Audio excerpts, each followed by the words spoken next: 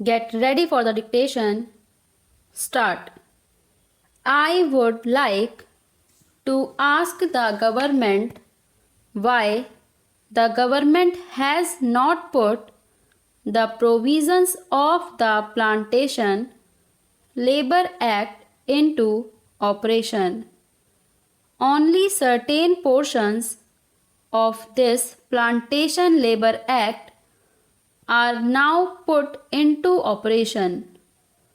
What is the objection on the part of the government to put this entire Plantation Labor Act, all its provisions, into operation?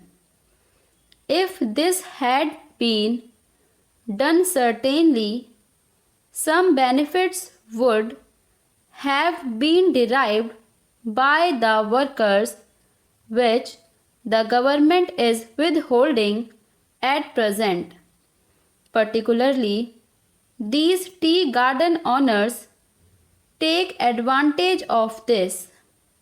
They not only exploit the laborers to the maximum extent, but also put so many other difficulties in the life of the workers' wage cut, etc.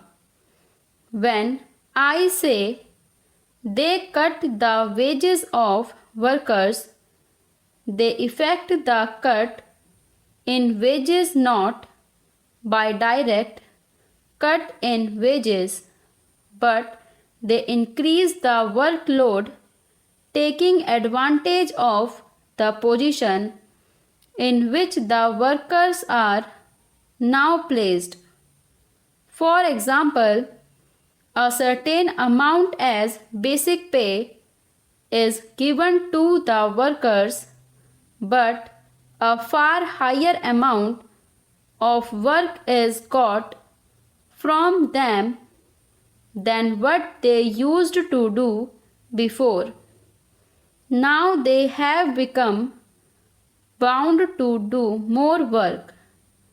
The workers pluck more tea today than they used to do before.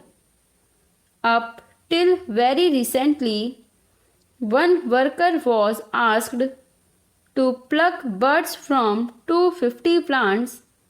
Now he is asked to pluck from 400 plants.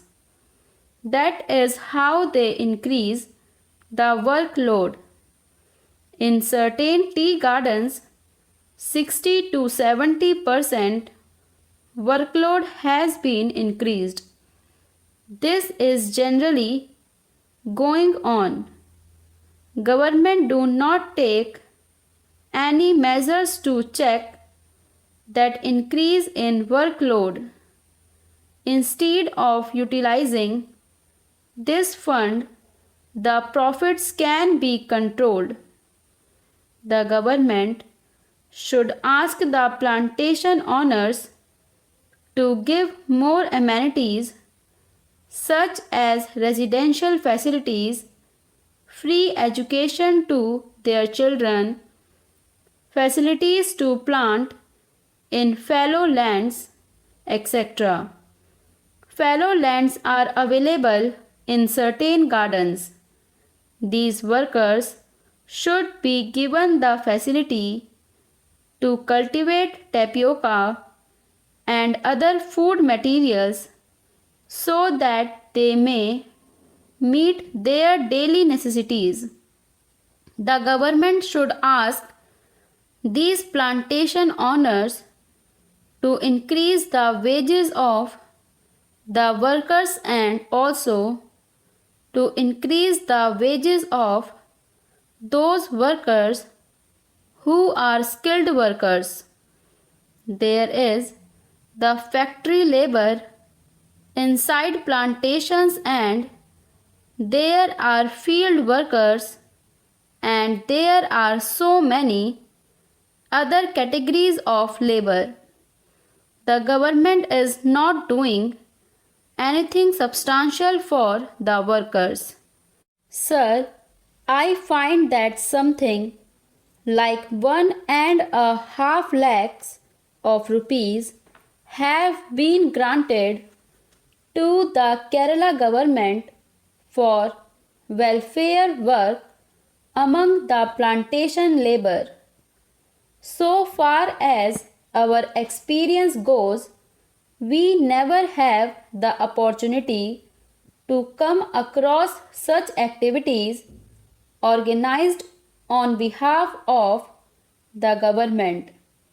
I do not know whether there is any such activity anywhere. On the contrary, there are certain measures taken under the Preventive Detention Act to fight the workers and to pelt stones at the meetings of the workers and also to employ police to lathi charge the workers. That is the sort of welfare activities they have been doing. But what we demand is that the government should see that the plantation owners are asked to pay higher wages to the workers and to improve their conditions of living. Now there are one-room tenements, but the workers want three-room tenements, and they have not so far been provided with such facilities. I understand that the government have got some idea of having modern tenements in the estates, but so far nothing has been done. We suggest that a part of these profits should be utilized for giving educational facilities to the children of the estate laborers. Also, the wages of the workers should be increased and all sorts of facilities should be provided to the estate laborers. That is what I have to say. Mr. Deputy Chairman, I welcome this bill and I am very glad that the Honorable Minister has given the assurance that this increased cess will be utilized mainly for the improvement of the living conditions of the workers in these plantations. But I beg to submit, sir, that the price of tea is rising in the English markets, and I suggest that as good businessmen we should realize and our government should realize that if the price goes up beyond a certain limit, the consumption will go down. We should not adopt a narrow policy and allow the price to go up by leaps and bounds.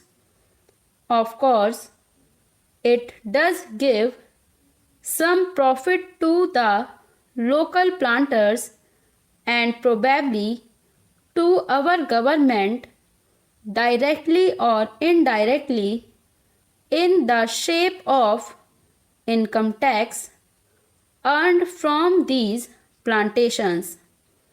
But as I said before, this is a short-sighted policy.